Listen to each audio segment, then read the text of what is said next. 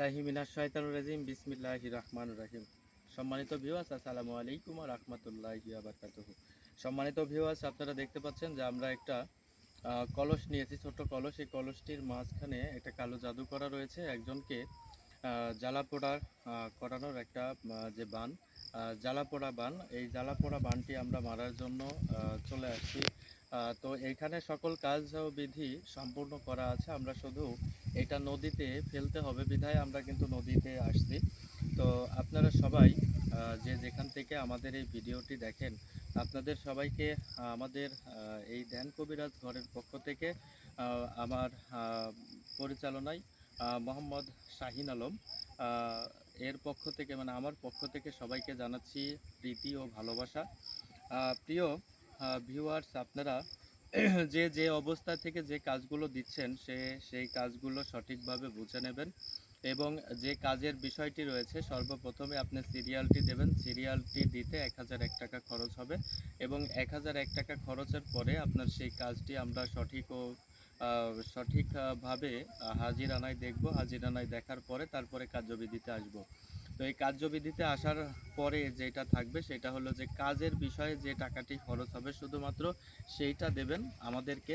আর পরবর্তীতে আমাদের যে হাদিয়াটা, মানে আমরা যদি আপনাদেরকে খুশি করতে পারি তাহলে অবশ্যই আপনারা আমাকে খুশি করবেন, এটাই আমি বিশ্বাস করি। আর যদি এই আমাদের হাদিয়াটা আপনার কাজের আগেই নিয়ে নেই তাহলে এটা হলো না।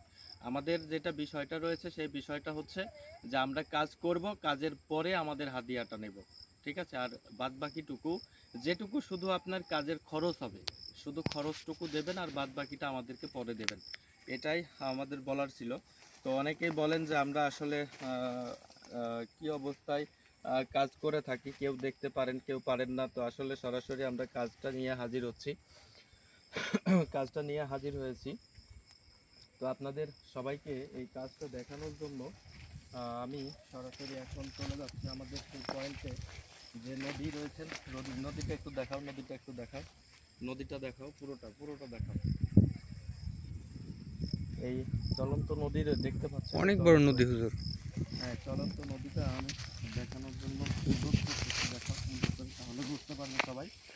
এই চলন্ত নদীতে যে কাজটি রয়েছে সেটা হলো যে এইখানে যে জলনী বান বলা হয়, এটাকে জলনী বান বলা হয়। এই জলনী বানটা মারার জন্য আমরা এখানে আসছি। তো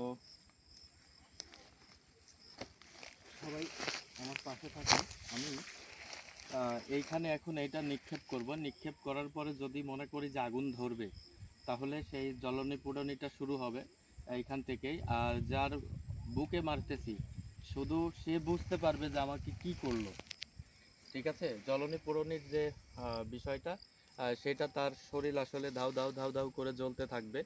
এই জ্বলনি পোড়ানির বানটা হচ্ছে এর মধ্যে মারা আছে। আমি এটা নিক্ষেপ যদি করি, এখন কিছু কথা আছে, কথাটা সেরে নিয়ে তারপরে এটা নিক্ষেপ করব। নিক্ষেপ করার পর ওই জায়গায় দেখবেন যে আগুন জ্বলা শুরু হবে। আর এই আগুন যতক্ষণ জ্বলতে থাকবে আজীবনের জন্য, তার শরীরে যতদিন পর্যন্ত এটা কেউ নষ্ট না করবে ততদিন পর্যন্ত তার শরীরে জ্বলতে থাকবে। সে কখনো কোনো ক্রমেই সে সুস্থ এবং স্বাভাবিক একটা মানুষের মতো চলাফেরা করতে পারবে না।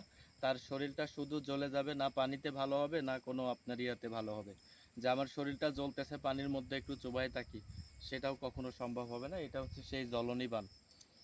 আউযু বিল্লাহি মিনাশ শাইতানির রাজিম বিসমিল্লাহির রহমানির রহিম।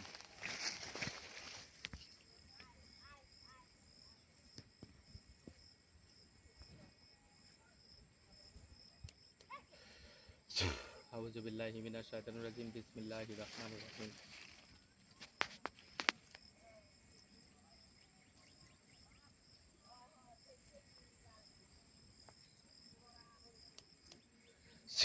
আউযু বিল্লাহি মিনাশ শাইতানির রাজিম বিসমিল্লাহির রহমানির রহিম।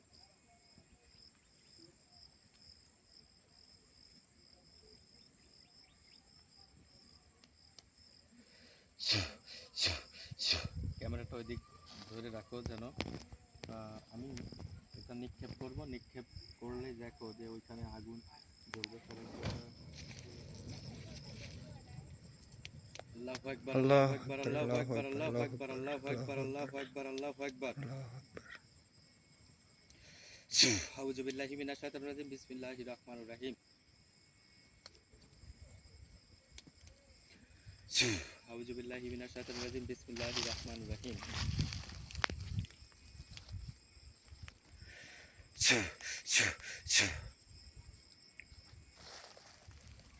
আসলে যে বিষয়টা দেখতে পারলেন যে আমি যখন নিক্ষেপ করলাম তখনই কিন্তু এটা ধাম করে ধরে গেছে। তো এটাই হচ্ছে কথার শক্তি। কারণ যে কথাগুলো দ্বারা আমি এই কাজটি করে থাকি, এই কথাগুলো দ্বারাই এগুলো সম্পন্ন করতে হয়। তো সবাই আমার জন্য দোয়া করবেন, আমি যেন এই সঠিক কাজগুলো আপনাদের মাঝে বুঝিয়ে দিতে পারি। এবং এই জ্বলনে যে বানটি মারলাম, সেই বানটি মারা হলো একজন ভাইয়ের প্রতি। তো এই জ্বলনি বানটা মারার কারণ হচ্ছে যে দীর্ঘদিন সম্পর্ক থাকার পরে সে এখন অন্যদিকে অন্যের কাছে চলে গেছে। সে যার সাথে সম্পর্ক, যে বোনের সাথে সম্পর্ক, সেই বোনকে আর সে চাইতেছে না। এই জন্য সেই বানটি মারা হলো একটা ভাইয়ের প্রতি। যে সেই বানটি দ্বারা সে এখন জ্বলতে পুড়তে থাকবে। কারণ এই অর্থটা হচ্ছে যে দীর্ঘদিন প্রেম করেছে, সে এখন তাকে পাত্তা দিচ্ছে না। সেই ভাইটি আমার এই বোনটিকে পাত্তা দিচ্ছে না। সে কারণে তাকে ভুলতেও পারতেছে না। না ভোলার কারণে কিন্তু সে আসলে কি বলবো, সে আসলে অনেকটাই মানে ইয়া হয়ে গেছে, ক্ষিপ্ত হয়ে গেছে। সে তারপরে মানে এমন অবস্থা হয়ে গেছে যে না পারতেছে তাকে ভুলতে, না পারতেছে ছাড়তে, না পারতেছে ইয়া করতে। তা আসলে তার প্রেমের জন্য সে সব কিছু মানে তার শরীর অঙ্গ প্রত্যঙ্গ জ্বলতেছে। তো এমন কাজটি সেও করলো যেন যে ব্যর্থ হয়ে যে আমার বোনটি জ্বলতেছে এবং তাকেও ওই পুরুষটিকেও এখন জ্বলানো হলো। তো ইনশাল্লাহ সবাই ভালো থাকবেন। ইনশাল্লাহ বুঝতে পারছেন আশা করি যে প্রেম করে কখনো কাউকে ছেড়ে চলে যাবেন না। কারণ ছেড়ে চলে গেলে কিন্তু বিষয়টা আসলে এরকম পর্যায়ে চলে যাবে কখনো না কখনো। তো যারা প্রেম করতেছেন তারা কখনো কাউকে ছ্যাঁকা দিয়েন না। ছ্যাঁকা দিলে আসলে পরিণামটা এমন হয়ে যায়, আমরাও চাই না এই কাজগুলো করতে, কিন্তু আসলে কিছু কিছু কাজের জন্য বাধ্য হয়ে যায় করতে।